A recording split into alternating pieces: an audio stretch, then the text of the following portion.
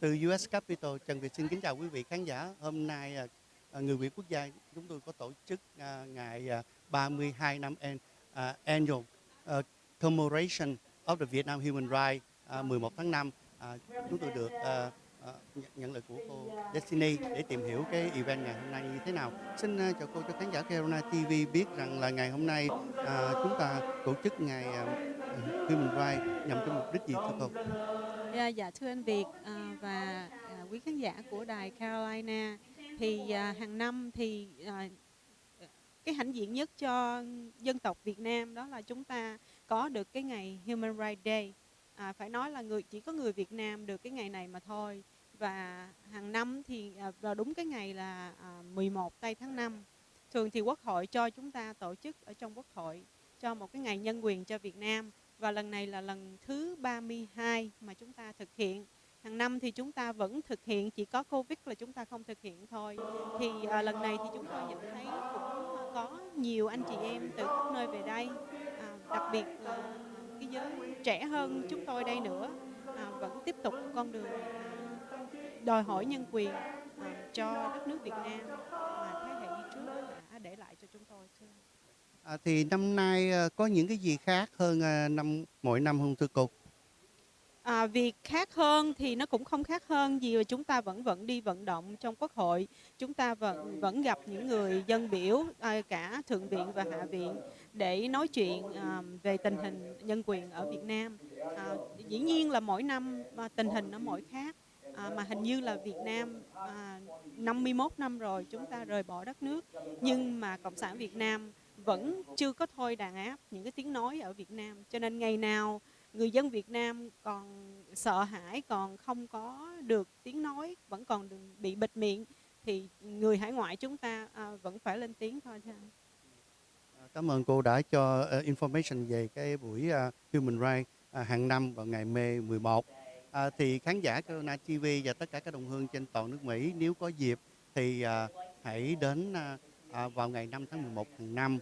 Chúng tôi sẽ phát lên trên những làn sóng trên đài truyền hình, báo chí để mà mọi người hãy cùng nhau đến đây để mà tham dự chỉ trong vòng 2 đến 3 tiếng đồng hồ thôi, để mà chúng ta đưa tiếng nói để cho chính quyền cộng sản nơi đó hãy là thay đổi bộ máy và làm giúp cho người dân Việt Nam được sánh vai với tất cả mọi người trên thế giới, được freedom, được quyền tiếng nói, quyền ngôn luận.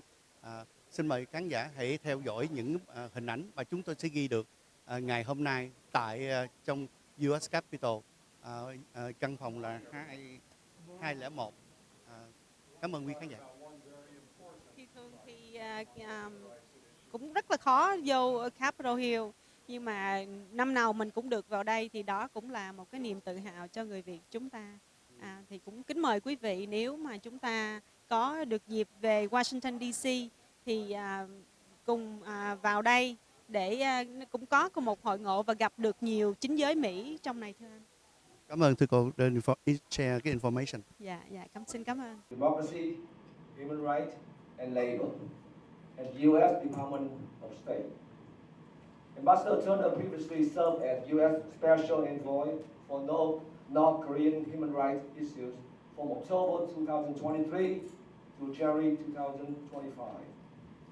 Ambassador Turner is globally recognized as an expert in the area of human rights and democracy, and has worked for over the past 20 years to strengthen democratic institutions and promote human rights throughout the East Asia and Pacific region. She served throughout the East Asia and served as the office director in the RL Office of East Asia and the Pacific, and previously was the director for Southeast Asia at the National Security Council. Early in her time at the State Department, she served as the Special Assistant to the first U.S. Special Envoy for North Korean human rights, and worked as a program analyst in the Bureau of Information Resource Management Office of E-Diplomacy. As a career civil service employee and former presidential management fellow, Ambassador Turner has dedicated her career to advance human rights around the world. Ambassador Turner is graduated from Pepperdine University and University of Maryland locally. Please join me to give a warm and enthusiastic welcome to Ambassador Julie Turner. Let's show her our appreciation with a big round of applause. Thank you very much.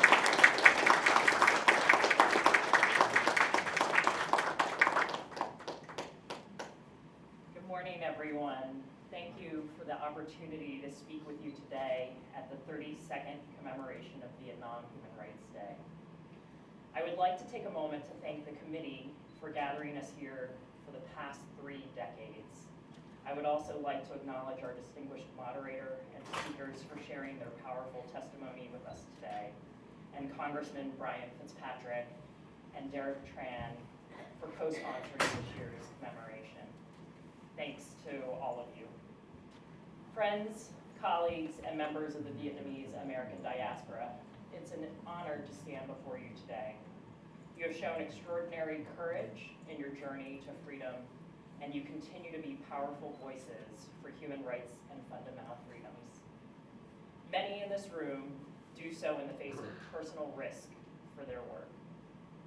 This includes DRL's longtime friend, Dr. Nguyen Dinh Thanh, a U.S. citizen who was convicted in absentia by Vietnamese authorities on charges of terrorism. Your resilience and your commitment to freedom and human dignity are inspiring.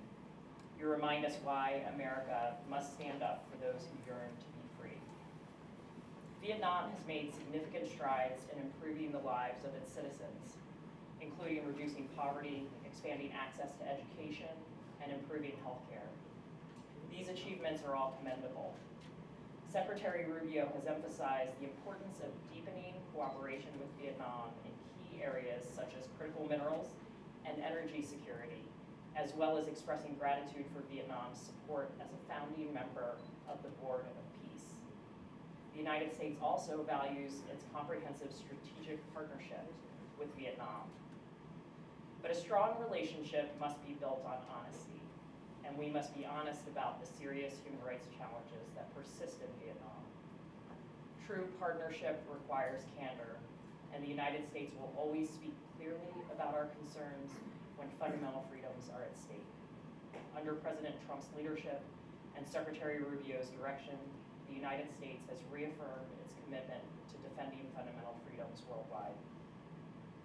As Secretary Rubio emphasized in his December 2025 remarks to the press, foreign policy needs to be rooted in the national interest of the United States, and protecting human rights is central to that mission.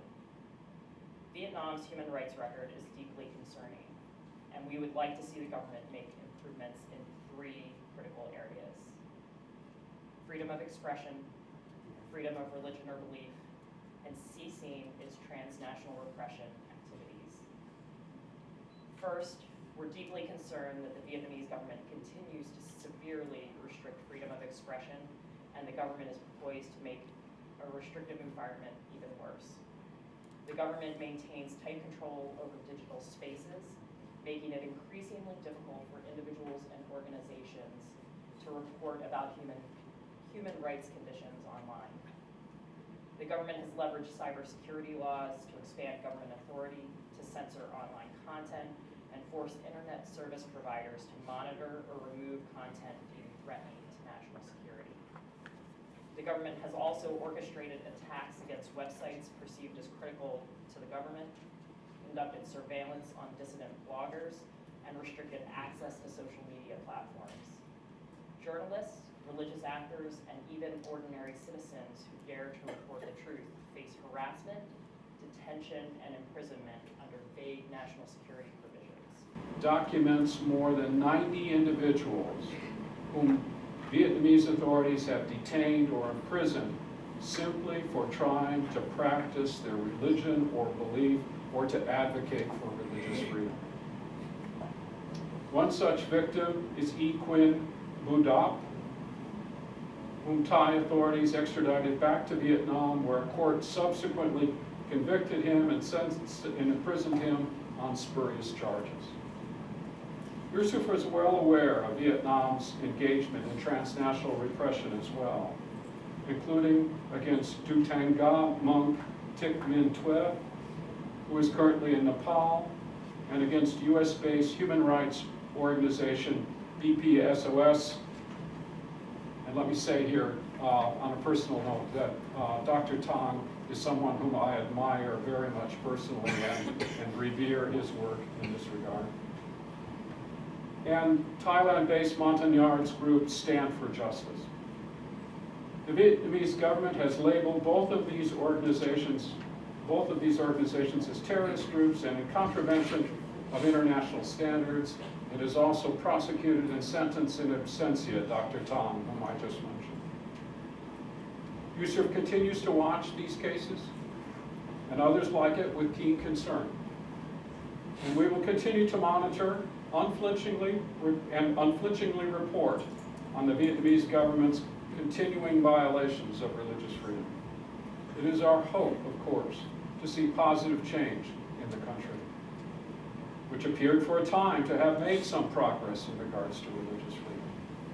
But it has since fallen back into patterns of repression that are documented by our reports and many others. To that end, USCIRF has recommended to the United States government to call on its authorities to amend or repeal articles of its criminal code by which it continues to target adherents of independent religious groups. We also recommend that the United States government engage with Vietnam's Ministry of Ethnic and Religious Affairs to ensure that amendments to the law on belief in religion conform to international standards.